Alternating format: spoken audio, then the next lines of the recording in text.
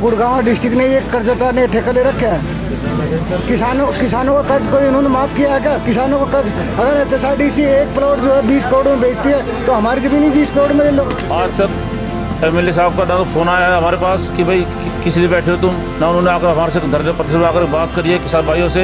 लेकिन जब वोट लेने के लिए आए थे तो वो ये बोला था, हाथ जोड़ के बोलते थे कि हम किसानों के साथ रहेंगे, कोई भी समस्या उसको सुनेंगे। एक ही मांग है, एक ही हमारा नारा है कि हम 1810 एकड़ ज़मीन अपनी नहीं देना चाहते।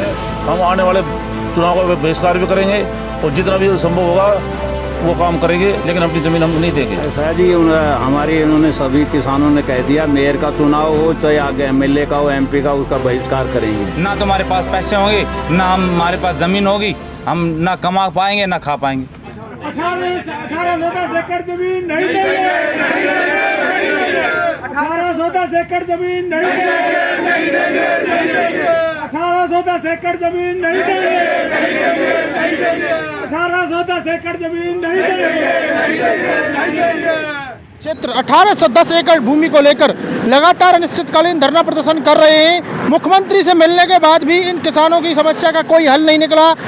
किसानों का क्या कुछ कहना है? हरियाणा के मुख्यमंत्री से हमारा 18 आदमियों का एक डेलीगेशन मिला था मुख्यमंत्री जी से, और हमने मुख्यमंत्री जी को अपनी सिर्फ एक ही बात रखी थी, हमारा एक ही मांग है, एक ही हमारा नारा है कि हम 1810 एकड़ ज़मीन अपनी नहीं देना चाहते।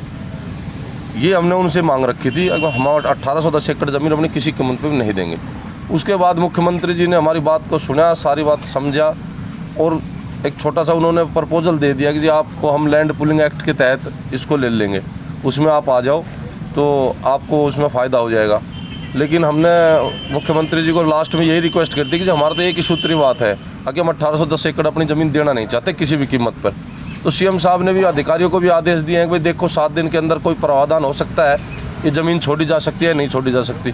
बाकी हमारा तो एक ही सूत्र है, हम 1810 एकड़ ज़मीन नहीं देना चाहते। क्यों नहीं देना चाहते? क्योंकि किसानों को ये जो लैंड पुलिंग एक्ट है ये कुछ समझ में नहीं आ रहा है। इसके बारे में अभी कोई हमारी चर्चा ना हो पाई, हमें इसके बारे में कुछ पता नहीं चला ये आगे क्या करेंगे, कहाँ प्लाट देंगे, कैसे देंगे। उसके बावजूद जो छोटे किसान हैं जिनके पास आधा एकड़ से कम ज़मीन है, इसमें ऐसे बहुत से लोग हैं, ऐसे बहुत से गरीब लोग हैं हमारे यहाँ।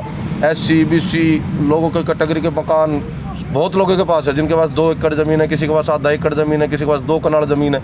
अगर वो फिर कहाँ जाएंगे? वो तो मर जाएंगे। इसलिए सबकी हितों को ध्यान में रखते हुए हमारी तो सरकार से यही मांग है कि सरकार को ये 1810 एकड़ ज़मीन हमारी रिलीज़ कर देनी चाहिए। यहाँ किसान भूखे प्यासे बैठे रहते हैं, कोई किसी तरह कोई सुध लेने नहीं आता। हमारी अभी किसान बैठे हैं, चलो कोई लोकल MLA आ जाए या कोई। आपका जो पटौदी का विधायक हैं, क्या आपके पास आए? क्या किसी प्रकार का कोई आश्वासन दिया? आज तक MLA साहब का ना तो फ़ोन आया है हमारे पास कि भाई किस लिए बैठे हो तुम, ना उन्होंने आकर हमारे से धरने पर आकर बात करी है किसान भाइयों से। लेकिन जब वोट लेने के लिए आए थे तो वो ये बोला था, हाथ जोड़ के बोलते थे कि हम किसानों के साथ रहेंगे, कोई भी समस्या उसको सुनेंगे। लेकिन जब वोट लेने के लिए आते तो MLA कोई वो कहता कुछ है, बाद में बनने के बाद होता कुछ है। तो हम इनसे बहुत नाराज़ हैं, इस बात से इस पूरे इलाके में रोष है। हम आने वाले चुनाव का बहिष्कार भी करेंगे और जितना भी संभव होगा वो काम करेंगे, लेकिन अपनी ज़मीन हम नहीं देंगे। अब इससे पहले हमारी ज़मीन बचाओ किसान बचाओ कमेटी के किसान राव जी पास 2 बार जा चुके हैं और उनसे हमने आश्वासन मिला था कि हम किसानों के साथ हैं, जैसा भी होगा मुख्यमंत्री से मैं बात करूंगा और इस समस्या का हल निकालूंगा। कल हमारी कमेटी के सदस्य राव जी के पास जाएंगे, उनसे मिलेंगे और हम उनसे पूरी आशा करते हैं कि वो किसानों के हित में हमारे समर्थन देंगे। और हमारा जो आगे का रूपरेखा है वो कल की जो मीटिंग होगी हमारी, उसके बाद ही हम तैयार करेंगे। ये सारे जो किसान भाई हैं सुबह आते हैं 7 बजे, शाम को 7 बजे तक यहाँ बैठे रहते हैं और एक भी किसान अपनी ज़मीन ना तो लैंड पुलिंग में और ना 91 लाख में देने को तैयार है। इतने कम मुआवजे में सरकार हमारी ज़मीन लेना चाहती है। ये जो सरकार है किसान हितैषी नहीं है। इसने पुलिंग जो बिल था वो लेकर आई, वो कांग्रेस का समय है, इन्होंने कांग्रेस के समय में उसको नकार दिया था, आज वो उसी को लागू कर रही है। क्या जो किसान बिल जो वापस लिए थे सरकार ने, क्या उसी की तरह जो आपका भूमि अधिग्रहण है बिल है जो वापस किया जाएगा? क्या लग रहा है? ये सरकार कितना ही कुछ कर ले, हमारे जो किसान हैं वो हमारी जो मांग है हम उसको मनवा कर रहेंगे। 1810 एकड़ ज़मीन को किसी भी कीमत पे किसान नहीं देगा। इसके लिए हमने कुछ भी करना पड़े।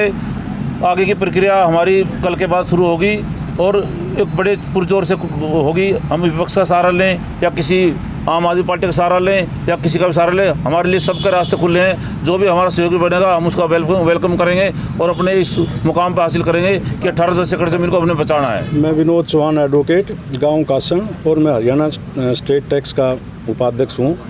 देखो, पीछे जो हमारी सारी जो सरदारी बैठी हुई थी, वहाँ पे हमने निर्णय लिया था कि भाई इस मैटर में विधायक के पास जा कर के उसको अपना हम ज्ञापन दें और ज़रूरत पड़े तो आगे की कार्रवाई करें। तो इसी में हमें काफ़ी सारे लोग, कम से कम 2 से 3 हज़ार लोग वहाँ पे पहुँचे थे, और उसका प्रभाव ये हुआ कि उसने हमें आश्वासन दिया है कि भाई सारे के सारे जो भी किसान हैं उनको मैं सीएम से मिलाऊंगा। सीएम साहब के पास मैं एक यहाँ से 18 बंदों का एक दल मिलने के लिए गया। वहाँ पे सारी ही सरकारी मशीनरी थी, जिसमें हमारे गुड़गांव के डीसी साहब भी थे, HSIIDC के MD भी थे, और भी सारे के सारे वहाँ पे नुमाइंदे बैठे हुए थे। तो वहाँ पे जितने भी हमारे किसान भाई गए थे, सबकी जो प्राथमिकता थी वो ये थी कि जो 1810 एकड़ ज़मीन है, ये 1810 एकड़ ज़मीन हमारी छोड़ दी जाए। बार बार हमने उनसे यही रिक्वेस्ट की, लेकिन फिर उन्होंने, जो वहाँ पे MD बैठे थे, तो 3 बार वहाँ पे CM साहब पॉजिटिव थे और उन्होंने उनसे कहा भी क्या ये ज़मीन छोड़ सकते हैं, लेकिन पता नहीं क्या कारण रहा कि वो कहे जी हम अपनी कानूनी प्रक्रिया के कारण इस ज़मीन को नहीं छोड़ सकते।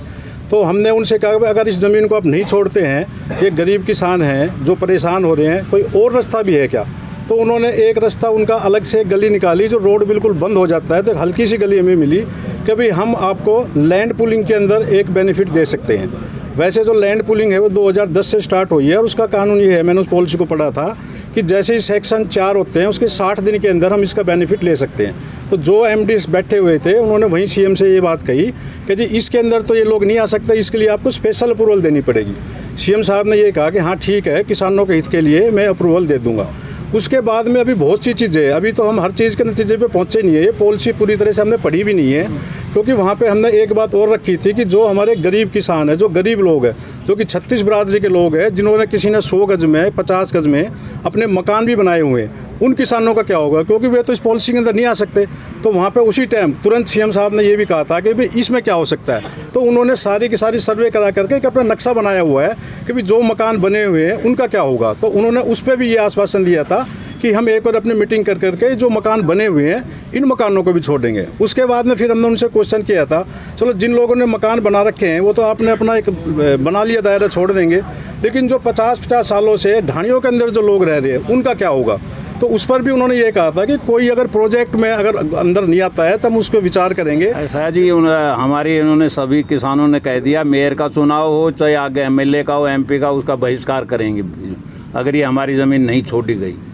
क्योंकि हमें जब CM साहब से मिले थे, ये 2011 में सेक्शन 4 हुआ था, और उसके बाद एक्ट 2013 में नया बन के 1/14 से लागू होगा। हमें यही था भाई अगर आपने ज़्यादा ही ज़मीन चाहिए तो नए एक्ट में ली जाए, उसको कैंसिल किया जाए, दोबारा किया जाए। लेकिन CM साहब इस बात पड़े रहे कि हमने तो हरियाणा सरकार का कर्जा बहुत ज़्यादा होगा, इसी ज़मीन से पूरा करना है। हमने बार बार रिक्वेस्ट की, हम अपनी ज़मीन नहीं देंगे, क्योंकि आपने 3664 एकड़ बाउल की छोड़ी, कहने लगे वो तो 6 करोड़ मांग रहे थे। उससे 70 किलोमीटर पहले दिल्ली के नज़दीक है, उसका 91 लाख रेट है। ये बड़े शर्म की बात है, बड़ी भारी विडम्बना है, ये सोचने की बातें हैं। ये हमारी बातें सरकार आपकी ज़मीन की क्या कोई रेट क्या निर्धारित की है सरकार ने? सरकार ने 91 लाख 55 लाख, हाँ 55 लाख से 91, 2-3 साल का ब्याज है, वो है 55 लाख का रेट है, तो जो कहीं भी नहीं। 91 लाख जो निर्धारित किया उसमें आप नहीं देना चाह रहे हो? बिल्कुल नहीं, 91 लाख कोई रेट ही नहीं है, ये कोई मायना ही नहीं रखता। जबकि ये ज़मीन, हमने ये उदाहरण दिया था, शिकोपुर गांव हमारे से 5 किलोमीटर दूर है, उनकी 11 करोड़ में ज़मीन गई है। उसके बाद और भी 24 करोड़ भी हुआ है, उनका 44 करोड़ भी हुआ है। तो उन्होंने हमको उदाहरण पातड़ी का दे दिया, जो हमसे दूर है। कहने लगे ये तुम्हारे नज़दीक लगती है, उनकी कम में ख़रीद दी है, क्योंकि उनकी सोची समझ है, ये हमको बिल्कुल किसानों को बर्बाद करना चाहती है। क्योंकि यहाँ कासन गांव की 52,000 बीघा ज़मीन थी, जो कि पहले एक्वायर हो चुकी है। सिर्फ अब तो हमारे पास 1810 एकड़ बची है। इसमें 20 गाँवों के आदमी है, और कासन गांव के कोई ऐसी बिरादरी नहीं, 36 बिरादरी, सबके पास ज़मीन है। इसमें छोटे छोटे BPL पर भी है, वो अपने प्लॉट भी है, उनको भी एक्वायर कर रही है। कहीं का स्कूल है, कहीं की ढाणी है, कहीं की कॉलोनी है।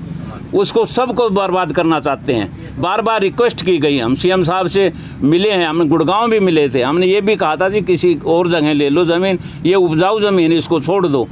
जहाँ पानी नहीं ठीक है वहाँ आप तो ला सकते हैं सरकार पानी, वहाँ पर कर लो, लेकिन अड़े हुए हैं जिद ये पक्की है भाई यहाँ से सरकार, हरियाणा सरकार का कब्जा, ये कर्जा पूरा करेंगे। तो हमारी यही रिक्वेस्ट है, हमारी आगे पीएम मोदी तक ये बात पहुँचाए सरकार में पूरी में, क्योंकि हम ज़मीन नहीं देना चाहते। ये हमारे गरीब किसान है, कहाँ जाएंगे? सब बिरादरी, इसमें 25 गाँवों की हिस्सेदारी है ज़मीन की, है कासन गाँव की ज़मीन, लेकिन सब दूर दूर से आके बसे हुए हैं। ये कहीं सन 60 से सभी वहाँ ढाणियों में भी बसे हुए हैं। शहीदों की मूर्तियाँ हैं, स्वतंत्रता सेनानियों की है, बड़े बड़ों की भी है, लेकिन इस बात को कोई सुनता नहीं है। अंधी बहरी सरकार। हमने ये भी कहा था जी 2011 में आपकी सरकार को लाए, कांग्रेस को भेज दिया, आपको 2 बार बनाया और काम करोगे तो अच्छे, लेकिन उन्होंने कान पे जू नहीं रेंगी, हमारी एक नहीं सुनी। अफसरों को भी उन्होंने वर्गला दिया, अफसर वहाँ बैठे थे, कोई बोलने को तैयार नहीं था। सरकार को ये लगता है कि ये ज़मीन इस रेट की है, सरकार को ये देखना चाहिए 2011 का ये रेट सरकार दे रही है हमें, सरकार को देखना चाहिए 2011 में डीजल पेट्रोल क्या रेट था, तो क्या उसी रेट में पेट्रोल डीजल दे रही है सरकार हमको? तो सरकार को ये देखना चाहिए ज़मींदारों को क्यों मार रही है। क्या ज़मींदार देश के नहीं है? क्या ज़मींदार अनाज नहीं उगाते? क्या सरकार मान लो ये आर पॉलिसी दे रही है, सरकार क्या पता हमें 10 साल में दे या 20 साल में दे। क्या इस ज़मीन के अलावा आपके पास खेती करने के लिए और कोई ज़मीन नहीं है? इस ज़मीन के अलावा हमारे पास और कोई ज़मीन नहीं है, हमारे पास सिर्फ और सिर्फ अगर यही। सरकार इस ज़मीन को एक बार कर लेती है तो आगे फिर आप क्या करेंगे? इस ज़मीन को सरकार अगर एक बार कर लेती है तो हमारे बच्चे भी क्या पता किस रूप में पैदा हो और क्या रूप करें, यानी कि या तो वो कटोरे ले लेंगे या फिर भी 2 नंबर का काम करेंगे, क्योंकि ना तो हमारे पास पैसे होंगे, ना हमारे पास ज़मीन होगी, हम ना कमा पाएंगे ना खा पाएंगे, हमारे बच्चे बर्बाद होंगे, हमारा पूरा परिवार बर्बाद हो जाएगा। चलिए आप बताइए, ये ज़मीन है जो देना चाहते हो सरकार को, जो निर्धारित की है रेट, जो रेट निर्धारित किए हैं वो माननीय मुख्यमंत्री जी ने हरियाणा का कर्जा उतारने के लिए लिए हैं। गुड़गांव डिस्ट्रिक्ट ने ये कर्ज उतारने का ठेका ले रखा है। किसानों का कर्ज कोई इन्होंने माफ़ किया है क्या? किसानों का कर्ज, अगर HSIDC एक प्लॉट जो है 20 करोड़ में बेचती है तो हमारी ज़मीन भी 20 करोड़ में ले लो, उधर सामने हमारी भी ज़मीन जो है 20 करोड़ में ले लो। अगर ये 20 करोड़ कर्जा हरियाणा का उतारना चाहते हैं तो हमने कहा कि सिकोपुर में 44 करोड़ है और बावड़ की ज़मीन 5 करोड़ रुपए में मिल रही है, तो हमारी ज़मीन तो 30 करोड़ रुपए की है, उसके हिसाब से ज़मीन क्यों नहीं ले हुई?